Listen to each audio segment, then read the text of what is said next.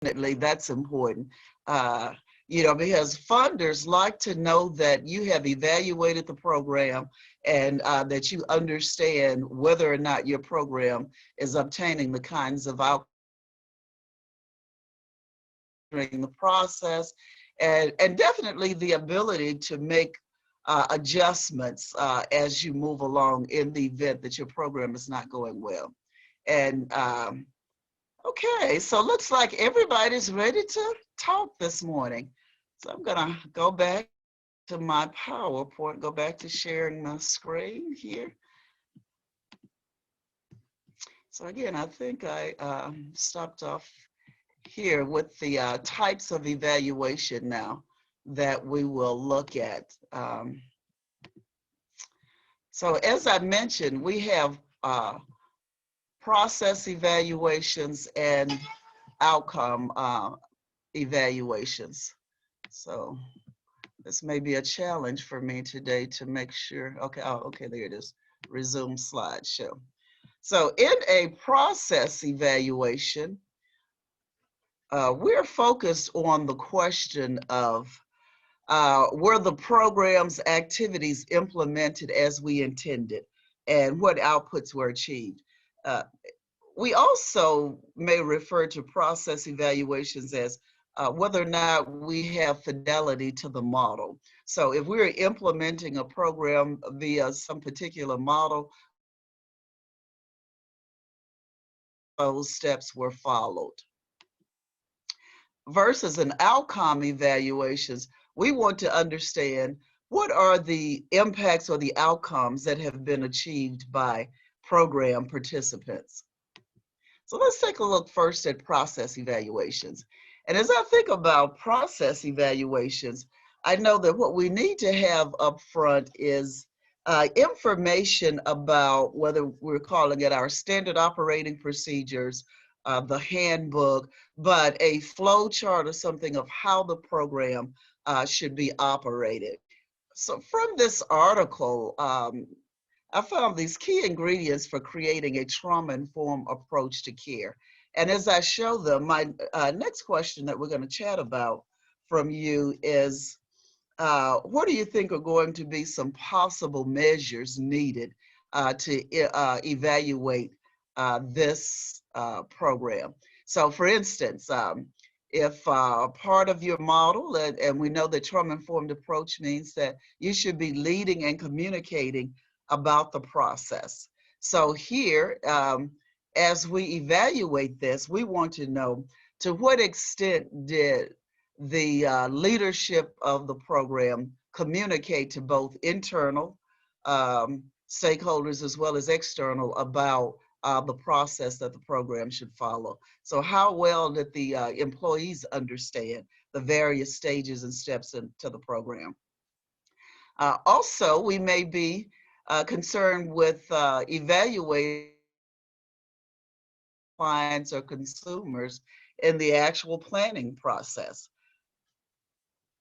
How were staff trained? You know, we're all staff trained, including those who are directly involved or front facing, as we say, with our clients versus those who are direct, whether it's the receptionist and custodial staff, others who are a part of the organization. Another ingredient to a trauma-informed approach is creating a safe environment.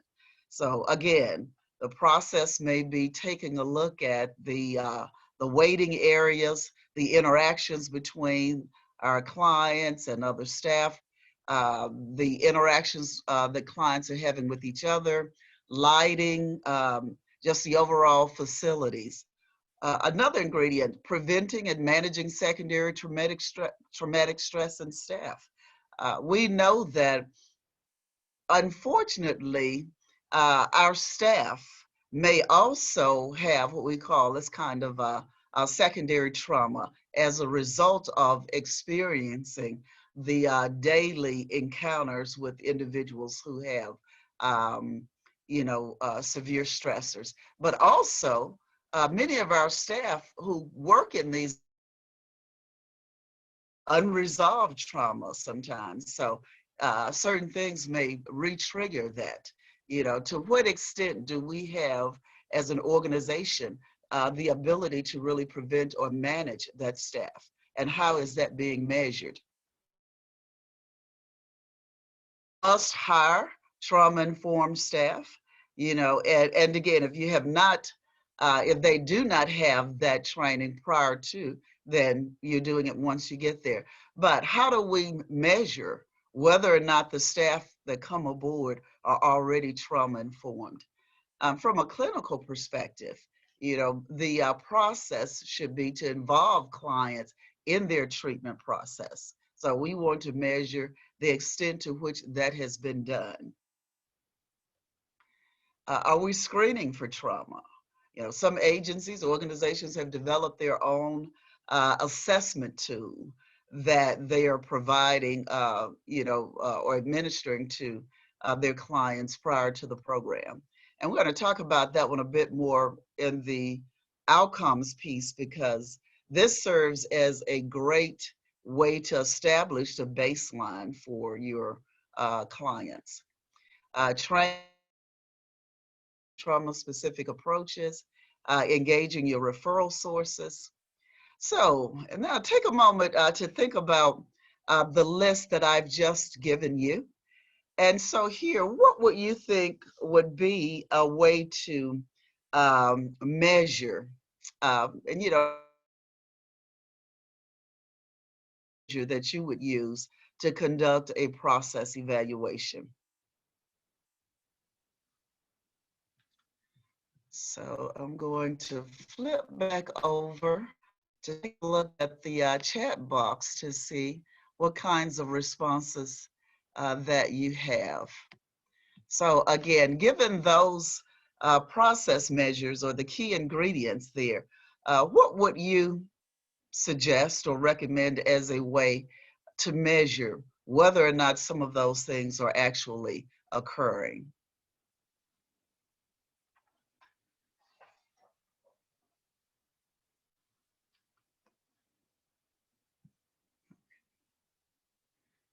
Okay, let's see. Not sure what I see there. I'm going to go back to my screen to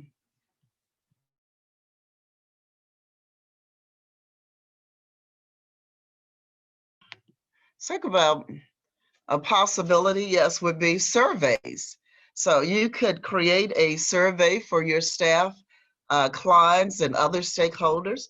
And the survey, could be asking them about their experience in the process. And I have found that, particularly for external stakeholders, not their referral sources or they're actually individuals that you're sending them out to treat. Maybe on a monthly, quarterly basis, you may send out a survey to find out whether or not the program is being operated in accordance with what they understand it to be. Another thing is to do observations. You could have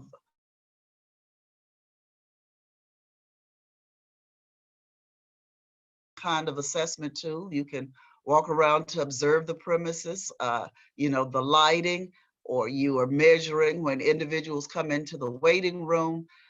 What is that experience like? How long does it take the receptionist to respond to them?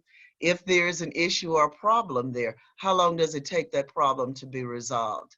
As an example, in a role that I had once, as an evaluated at an organization, we did what we call secret shoppers, meaning that different waiting rooms to different offices, and the staff that were not aware of who we were. So we could sit there and observe the process without staff or clients knowing what our role was. This was also a good way for us to speak with clients kind of on their level. And it's much easier, to get information from people sometimes if they don't know you in your formal capacity. So you could have, individuals in the waiting area to resolve the process. And again, assessments were mentioned. So you could develop an assessment tool yourself, or there are a number of tools that have already been tested for reliability and validity that you could obtain. Okay, I'm going to move on to the next topic. I can, an outcomes assessment.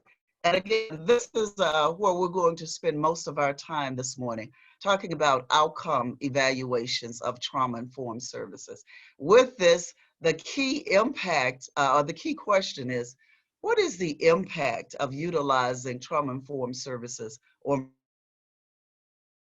as the participants, um, the impacts to the participant? Are we seeing what we have hoped we would see through the program? So to start with then, let's go through the steps. First thing is that you want to identify your program goals. What is it that you want to accomplish or you think should be accomplished by the clients by the end of the program? To construct a logic model or theory of change. And in a moment, I am going to show you an example of a real simple one that you could use. Develop a research design, and whether this depends on the extent to which you have someone on staff who's able to assist you with this, or whether you're using a consulting agency or work with the university to assist you with the research design. Determine the methods to measure the outcomes. How will you do this?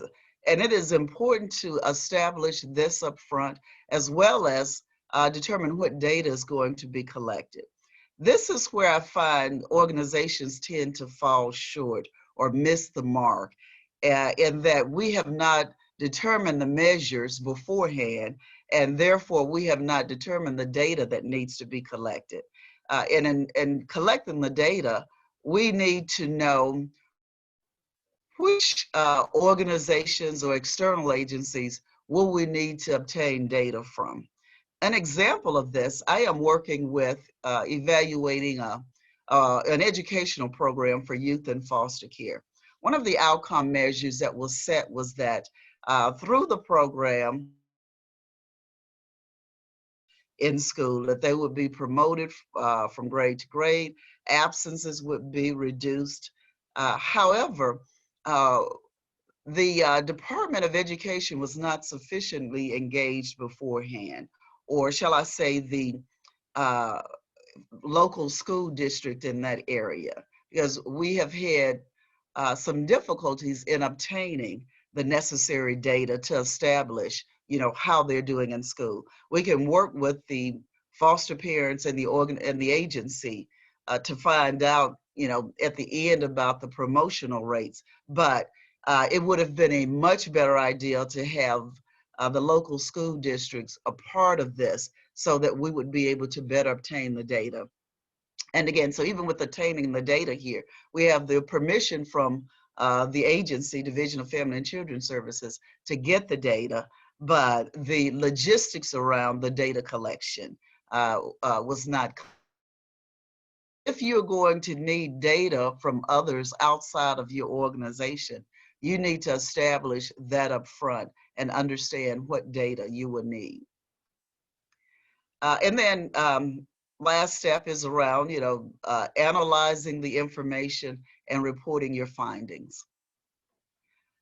So as you first identify your program goals, most of you have probably heard of using SMART goals. M has been used differently, but as specific that you want to be very specific about what it is that you intend to do. Your goal statement should be measurable, quantifiable. How do we determine in numbers whether or not this has been achieved or not? And you want a goal that's going to be attainable or realistic. Is this something that you can actually do? Is this within the control of your organization? It has to be relevant, aligned with the vision and mission of your organization. And time-based. We are better able to um, measure activities or and even create the energy to achieve them when they are time limited, that we have the a date by which we're going to do something that is going to be done within 12. See some of those in action in a moment. But let's take a look at just a real simple theory of change model that you could use. And so again, theory of change logic model is really a GPS, a visual description of moving from the problem to the long-term outcome or the resolution of the problem. So for instance, here is a blank model that I use in my classroom sometime, that you can see that we go from indicating a problem statement to a possible goal, long-term outcomes. And I like to start with the long-term outcomes because, again, beginning with the end in mind, what is it that we want to accomplish and by when? And then you have your inputs, uh, or resources. And these are the activities or people that we're generally requesting funding for. And activities, what will they be doing? Outputs, what are some of um, the results, so to speak, of our activities, and then the outcome. Explanation of each. And I'm not going to spend a lot of time on each one of these because you will receive this. But I do want us to be clear about the difference between outputs and outcomes. Outputs and outcomes, because often when we're asked about the impact of our program, we may start to talk about the outputs when it's not necessarily the impact. So generally, again, the outputs become those things that's a tangible result, a measure of, the activities. So if we were hosting a, parenting skills training class, some of the outputs may be the number of people who attended, number of participants, the number of hours of the training. You know, outcomes are much, stronger than that. They are kind of our ultimate goal. What was the benefit of the training program on the participants? So I want to start with this example for you to think about, and we will work through this one this morning. As we get started, the first thing you're going to be thinking about is an output for this program. So let's say we have a program that is a parenting skills class. So the program is providing trauma-informed parenting support services to parents who have lost custody of their children. So the children are in foster care, and as a part of their what we call a judicial case plan, either the judge or the case manager has required the parents to attend. Want to distinguish your parenting skills program from all others by stating that it is trauma informed. And you may also have other terms such as culturally specific and all of that to show what you're doing. So let's take a look at a logic model for this program. And again, I want you to be thinking about possible outputs and then later outcomes. So here is a possible problem statement that you would have, that the problem statement the program seeks to address is the lack of skills to appropriately parent their children. Therefore, the children have ended up in foster care. The goal of the program is to provide trauma-informed, culturally responsive, and age-appropriate training to parents that gives them the knowledge and skills needed to effectively parent their children. From that goal, at the end of the day, our long-term outcome is that 80% of parents will be reunified with their children within 24 months of program enrollment. Now, having said that, you can go back to your SMART goals. to determine whether or not this statement actually meets that. So it's very specific. We can see that as to what will be done. It's measurable. We have, this 80% in the program. The definition of attainable or realistic is going to really relate to the research studies possibly, or it could also be based on what your program has done in the past or programs similar to yours to determine what's going to be the best and most appropriate measure for you.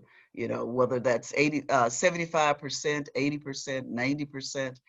But again, it has to be something that's done or come up with intentionally and relevant and really related to the mission. And I would say that it is. And then the time frame. We have a time frame of 24 months from the beginning of enrollment. When you enter into discussions about the most appropriate time frames, this is generally so. For example, this time frame of 24 months comes from standards and measures that the Child Welfare Agency has set for themselves around reunification. That's also based on information from the federal government and other research reunification of children. So that's our goal and our outcomes. So taking a look at possible inputs and resources. So for this, few things we know we will need: social workers and counselors for the program. We need trainers, individuals who will be teaching the classes. We need a trauma-based curriculum, classrooms, etc. So again, these are the things that we're actually paying for or services we have to seek. Some of it may end up being in kind or non-monetary, but these are all of the things that we need for the programs. Activities. This is what these inputs, resources will be doing, or what will be done with, some of the resources. So for instance, social workers, counselors will be administering trauma assessments of parents. They will be conducting counseling sessions. Our trainers will be doing parenting skills classes. We will have social workers doing home visits to parents and supervising parent-child visits. So again, our activities are clear. From those activities, we can now determine what some of our outputs will look like. So I'm going to try this again to see whether or not I can pull up your outputs. So just take a moment now in your chat box and indicate for, you can just pick out a couple of these activities that really speaks to you, and indicate what do you think would be an output of these things that we could measure. Take a moment, and I need to stop sharing, I think, to pull up your chat.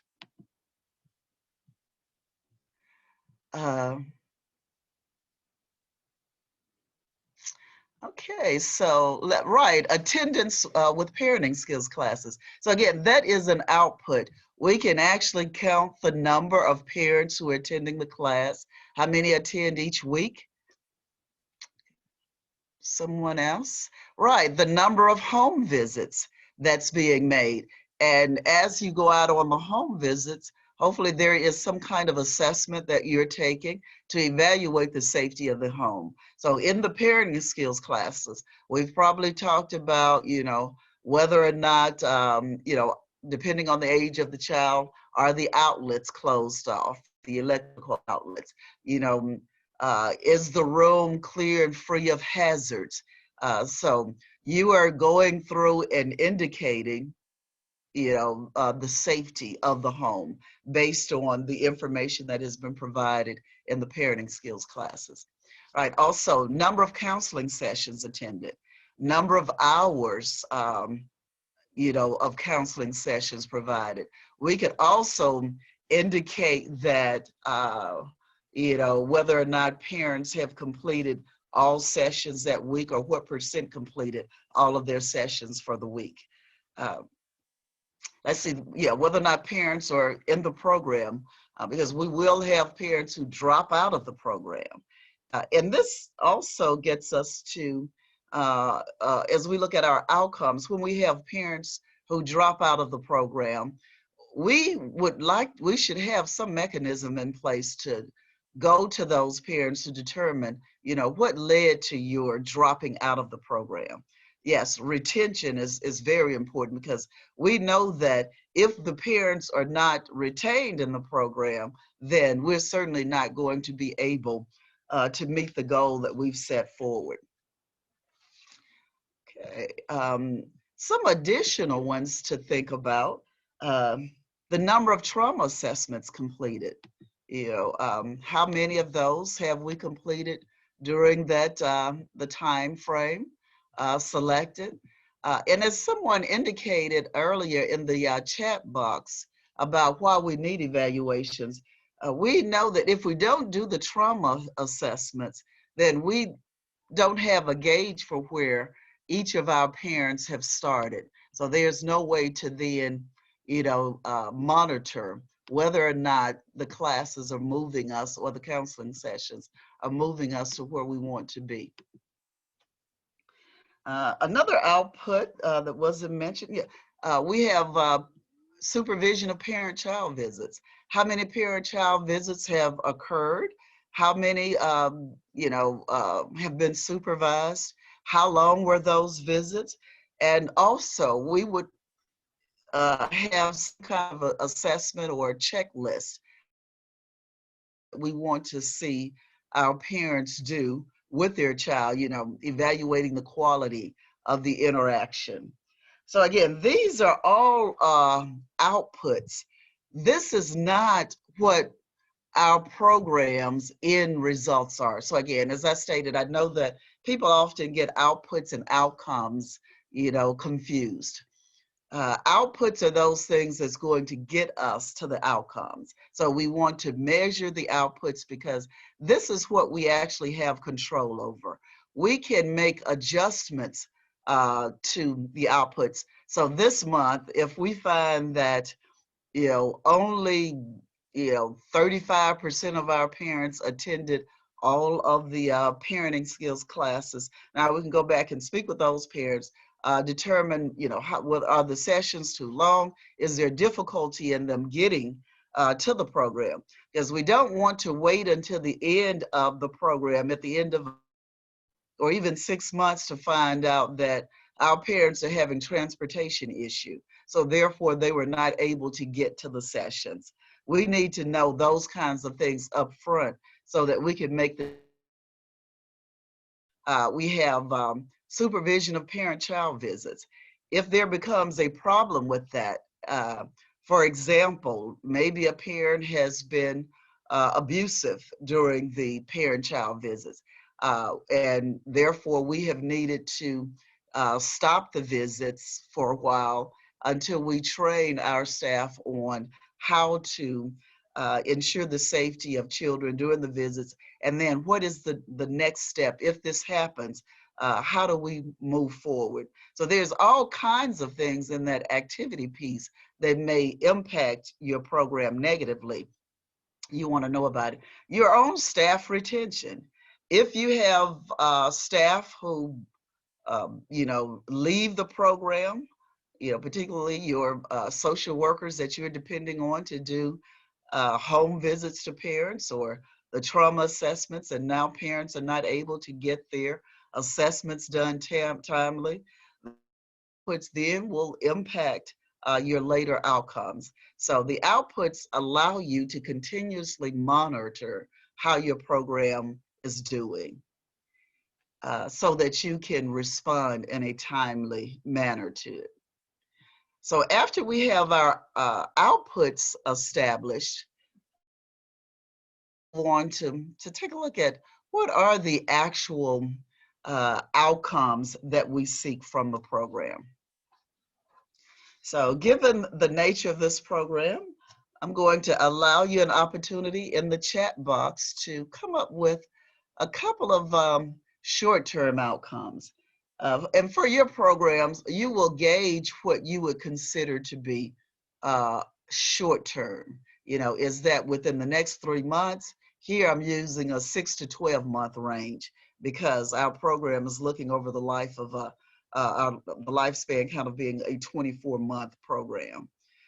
So within the next 6 to 12 months, what changes or impact do we expect to see on our parents from going through this program? And I like to say that our outcomes is really what we're paying for. So when a funding source provides you with dollars to operate the program, this is really what they're paying to see. They are paying to see the changes um, made with your clients. So take a couple of minutes and list some of the outcomes, short-term outcomes that you would like to see. I'm going to do a time check. Oh my God. Okay. And then the next thing, the intermediate outcomes. What are some possible outcomes during the next 13 to 18 months that you would like to see in the program? Because again, we still have an opportunity in the first 12 months and then the next 18 months to start to make some adjustments and changes and to determine what's going on if we're not seeing what we expected to see. And in the interest of time, I'm going to read off some, and if we have some time at the end, I'll look at some more. I'm going to read off some of the examples I had. So in the first 6 to 12 months of the program, you know, a possible outcome we're expecting is that 60% of parents enrolled will have attended all of their sessions during that time period. It may be another outcome is that 40% of the parents are demonstrating appropriate interactions with their child. And this is based on the assessment.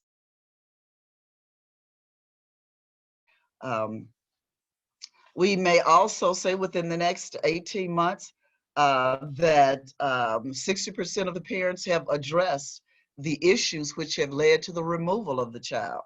And some of these, you know, this is what they're working with in their counseling sessions on. Why did the child come into care?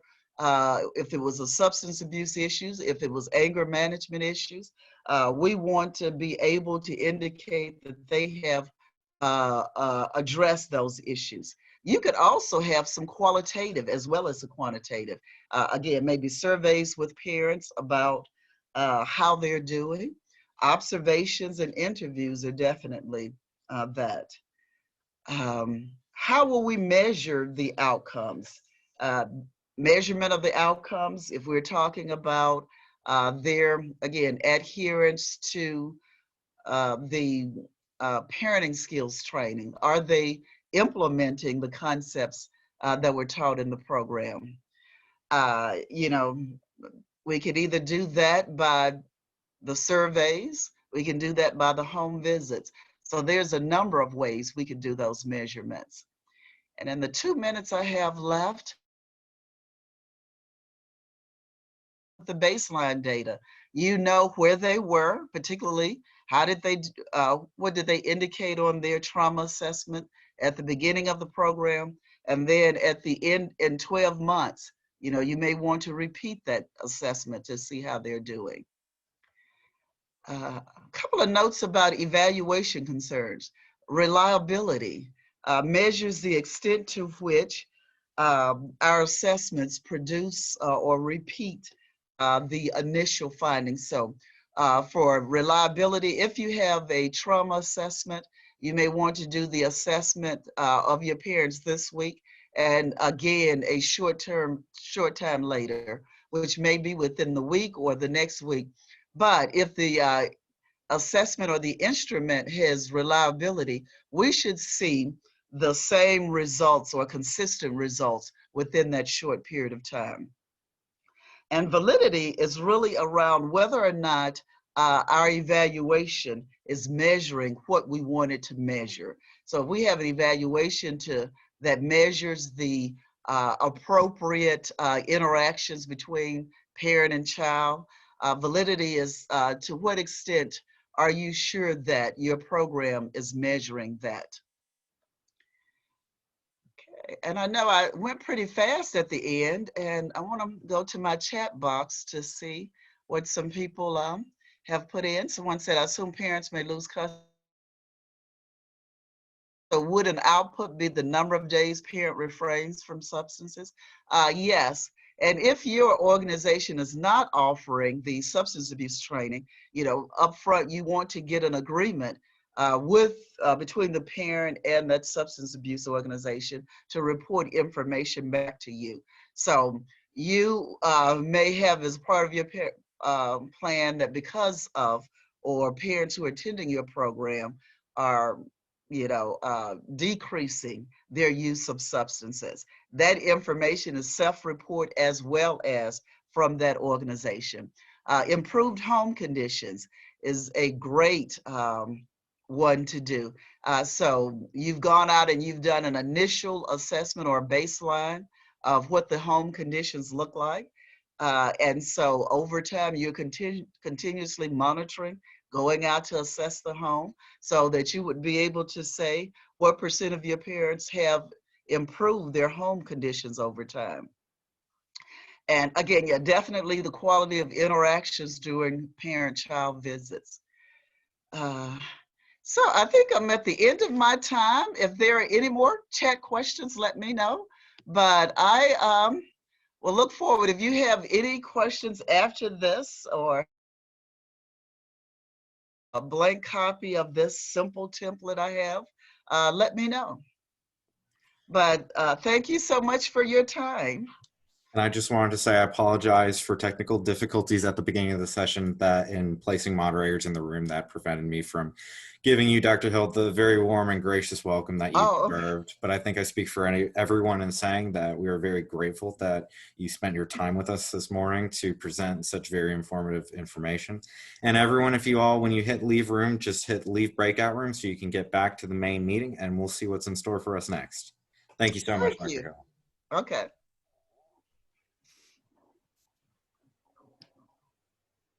Enjoyed that last round of breakout